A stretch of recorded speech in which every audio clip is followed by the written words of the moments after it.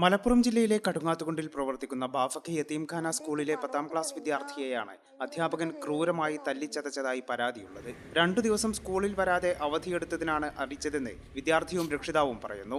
10F ഡിവിഷനിലെ class അധ്യാപകനായ ഷിഹാബാണ് തന്നെ മർദ്ദിച്ചതെന്ന് വിദ്യാർത്ഥി പറഞ്ഞു. ബസ് കിട്ടാതിരുന്നതിനാൽ വിദ്യാർത്ഥി ചൊവ്വ ബുധൻ ദിവസങ്ങളിൽ സ്കൂളിൽ പോയിരുന്നില്ലെന്ന് രക്ഷിതാവും വിദ്യാർത്ഥിയും പറയുന്നു. വ്യാഴാഴ്ച രാവിലെ സ്കൂളിലെത്തിയപ്പോഴായിരുന്നു മർദ്ദനം. സ്കൂൾക്ക് വന്നപ്പോ സാറ് ഓഫീസിൽ വിളിച്ചാണ് അടിക്കരുത്. സ്കൂൾക്ക് വരാത്തതിന്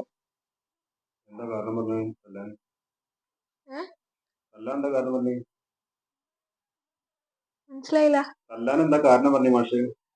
സ്കൂൾക്ക് വരാത്തതിന് ബസ് കിട്ടാനിട്ട്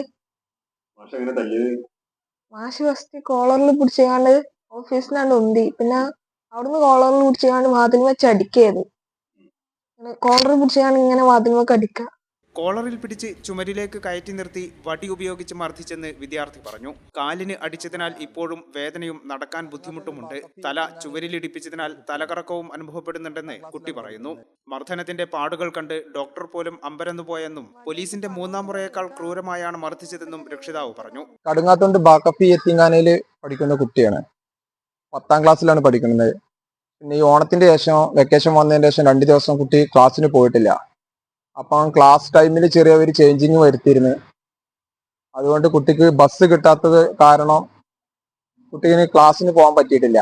കുട്ടി ക്ലാസ്സിന് പോകാത്തത് കൊണ്ട് പിന്നെ അധ്യാപകൻ എന്ന് പറയാൻ പറ്റില്ല, എന്നാലും അധ്യാപകൻ എന്ന് പറയാണ്. അപ്പം അധ്യാപകനായി കിടക്കുന്ന ഈ ഷിയാബ് എന്ന് പറയുന്ന അധ്യാപകൻ ഈ കുട്ടിനെ വളരെ അടിക്കുക എന്ന് പറഞ്ഞു കഴിഞ്ഞാൽ ഇങ്ങനത്തെ ഒരു അടിയൊന്നും ഞാൻ ഇന്ന് വരെ എവിടെയും കണ്ടിട്ടില്ല. നല്ലോണം അടിച്ചിട്ട് കുട്ടിനെ അങ്ങോട്ട് എന്തോ മാതിരി ആക്കിയിട്ടുണ്ട്. പിന്നെ അത് കൈക്കാണെന്നുണ്ടെങ്കിലും ശരി, കാലിനാണെങ്കിലും ശരി, ഒരുപാട്